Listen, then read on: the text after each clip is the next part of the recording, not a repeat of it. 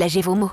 Sud Radio, les clés d'une vie, 13h, 14h, Jacques Pessis. Sud Radio, les clés d'une vie, celle de mon invité Denise Bombardier, des dates bien sûr, et des dates liées souvent à vos souvenirs, vos mémoires qui paraissent une vie sans peur et sans regret chez Plomb. On en parlera longuement tout à l'heure. Et une date importante, et elle vous dit visiblement quelque chose, c'est le 18 juin 1974. Oui, parce que c'est la date à laquelle je soutiens ma thèse. Oui. Au Place du Panthéon. Exactement, à la Sorbonne. Et avec une Jean mention Cazeneuve très est bien. mon directeur. Mais oui, et félicitations Oui. du jury. Mais l'histoire est extraordinaire. Mes beaux-parents sont venus pour ça. Ma belle-mère était une bonne petite bourgeoise canadienne-française qui perlait un peu. Elle voulait bien parler et tout. Et donc, on est descendu, parce qu'on habitait le 16e, on est descendu en voiture et je lui ai fait les Champs-Élysées. Évidemment, tout était pavoisé, n'est-ce pas? 14 juillet, oui. Oui. Non, 18 Et on est juin. arrivé place du Panthéon et encore, les drapeaux étaient partout. Et je lui dis, vous voyez, belle-maman, ils ont mis les drapeaux pour moi. Oh bah, dit, vous le méritez bien. Ma belle-mère, elle a cru que Paris n'était pas voisé pour moi. C'est fabuleux. Alors, cette thèse, elle est donc sous la direction de Jean Cazeneuve, Oui. qui est à l'époque président de l'ORTF ou de ce qu'il en Non, reste. il est pas. À ce moment-là, il détient la chaire de sociologie à la Sorbonne. Oui, mais il a été président. Il a aussi. Après. Il a été Tout de suite président après, de l'ORTF. Et c'est un personnage incroyable, qui est un philosophe, un écrivain, et qui a fini sa vie en écrivant des livres d'humour. Oui. Il était passionné par l'humour Oui. et incollable sur Alphonse Allais Oui, et oui, sur je d'autres sais. humoristes. Oui, c'était un personnage. En fait, c'était un petit monsieur mais quand il se mettait à parler, effectivement, il était surprenant.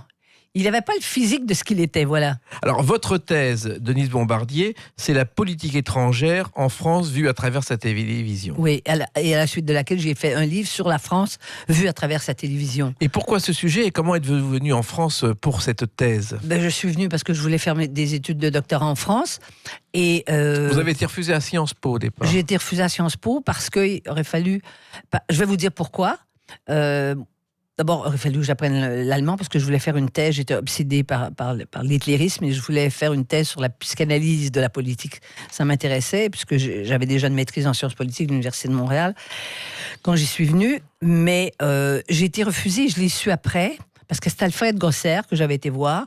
Et en 68, il y avait des étudiants québécois qui étaient venus après 68 ici, et des étudiants québécois qui se promenaient, qui ont plutôt enlevé des pavés dans les rues de Paris, et qui se sont comportés comme des malappris à Sciences Po, qui faisaient exprès pour parler joual, et ils avaient eu tellement une mauvaise expérience qu'ils avaient décidé de prendre un peu de recul par rapport aux étudiants, mais par rapport aux étudiants québécois, mais quand j'ai soutenu ma thèse, et qu'après j'ai sorti le livre, qui a eu un grand succès d'estime ici. De l'extrême droite à l'extrême gauche. Finalement, tout le monde y trouvait son compte dans ce que je disais sur la télévision française, parce que tout le monde trouvait que vous n'aviez qu'une chaîne de télévision à ce moment-là, Oui, le RTF. Bon. Et puis c'était une télévision Enfin, il y d'État. avait plusieurs chaînes, mais c'était... Ouais, mais c'était une télévision d'État, je veux dire. Et alors donc, dans un État, d'ailleurs. oui, mais à ce moment-là, le professeur Grosser m'a envoyé une lettre en disant « Eh bien, je suis désolé que l'Institut d'études politiques ne puisse pas vous revendiquer comme son étudiante. » Et là, j'ai eu un petit velours quand même. J'ai ressenti un petit velours en lisant sa lettre, quoi. Et parmi vos proches, il y a aussi Alain Peyrefitte, qui a été le ministre de l'Information sous De Gaulle, qui a fait Quand la Chine s'éveillera, qui est un personnage important. Comment avez-vous pris ce contact qui est devenu amical avec lui, Denise Bombardier ? Oui, il est devenu comme un de mes mentors à Paris. Il y a eu Jean-François Revel, et il y a eu... Jean-François Revel, qui était directeur à l'époque de l'Express. Oui, voilà. Et directeur de collection chez Lafon, c'est comme ça que j'ai fait mon livre La Voix de la France. Mais Alain Peyrefitte, je sais pas, il m'a trouvée vivante, j'imagine, parce que c'est vrai que si je le suis aujourd'hui, c'est parce que je l'étais quand j'étais plus jeune, et puis parce que j'étais fascinée par cet homme qui avait côtoyé le général de Gaulle. Et c'est vrai que on a développé de l'amitié. Il est venu au Québec. Il est venu, je me souviens, j'avais une ferme à ce moment-là, et pas loin de là, il y avait une réserve indienne. Et il voulait absolument venir dans la réserve indienne. Je veux dire, il était comme un enfant. Il voulait voir des Indiens. Mais enfin, les Indiens, c'était vous et moi. Je veux dire, ça se voyait pas. Il n'y avait pas de plumes, il n'y avait rien. Et alors, quand on est arrivé, mais dans les rues de ce qu'on appelait de la réserve, et évidemment, les Indiens voulaient faire un peu de sous. Alors, il y avait des boutiques avec des plumes, puis toutes sortes des gris-gris, puis des trucs à faire comme ça. Et en fait, c'était marqué Made in China, parce qu'il y en a acheté une. J'ai dit, regardez d'où ça vient. Déjà à l'époque, c'était fait en Chine. Alors effectivement, il a été quelqu'un d'important, et on disait qu'à l'époque, il était aussi le rédacteur en chef du journal télévisé. Tous les après-midi, en 60, il avait le sommaire du journal du soir. Et c'est pas faux, parce que vous avez eu quelqu'un avec qui vous avez travaillé, Maurice Werter, oui. Et vous avez vu la même chose, Denise Bombardier. Maurice Werter, à 4 heures, il y avait une ligne téléphonique spéciale qu'il utilisait juste pour ça. Ça sonnait ou lui appelait, et il donnait ce que vous appelez le conducteur de l'émission.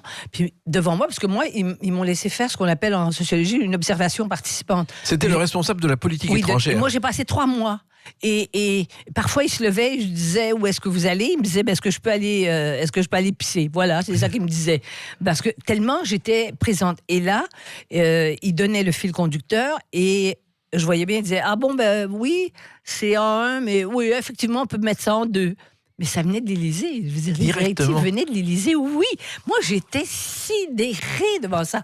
Mais évidemment, je prenais des notes, et puis c'est après que, quand j'ai fait mon analyse de la télévision, évidemment, ça, je l'ai écrit par la suite, c'est sûr. J'étais une observatrice très, très, très privilégiée. Et comme vous l'avez dit, Denise Bombardier, ce 18 juin était une date historique, et il y a une voix qui vous procure toujours la même émotion. Vive le Québec libre! Alors ça, je crois que chaque fois que vous entendez « Vive le Québec libre », il y a des frissons. Mais c'est sûr. Mais on n'a pas pu relever le rêve. Vous savez qu'au départ, il ne devait pas parler, le général de Gaulle. C'est compliqué. Alain Perfide m'a raconté ce que avait dit M. de Boissieu, qui était son gendre, n'est-ce pas? Il y avait ceux qui disaient qu'il avait préparé. Il y a ceux. Ça n'a jamais été établi s'il avait vraiment pensé faire comme ça. Alors, on raconte aujourd'hui qu'il est arrivé donc en visite. Il voulait parler à d'autres personnes que les officiels.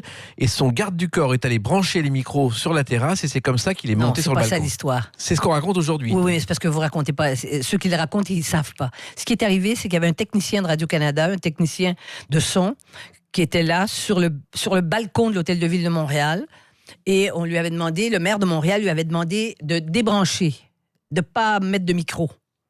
Parce que Jean Drapeau, qui était un nationaliste mais anti-indépendantiste, a dû sentir des choses. Il voulait pas qu'il y ait d'Estland. Il voulait que son expo, d'ailleurs c'était son idée, l'expo, oui. Il voulait pas que ça soit entaché par un coup d'éclat comme ça. Et donc il a dit pas de micro. Parce que le général a dit, mais il n'y a pas de micro. Il a dit non, mon général. Et M. Bouchard, lui, qui était un indépendantiste, mais qui était technicien à Radio-Canada, il a dit, mais oui, monsieur Drapeau, et il a branché. Alors là, évidemment, il ne pouvait pas débrancher. C'est ça l'histoire. C'est la véritable histoire. C'est la véritable histoire. Eh bien, grâce à vous, on la connaît, Denise Bombardier, et on va apprendre encore beaucoup d'autres choses dans quelques instants à travers une autre date, le 29 mars 1985. À tout de suite sur Sud Radio avec Denise Bombardier.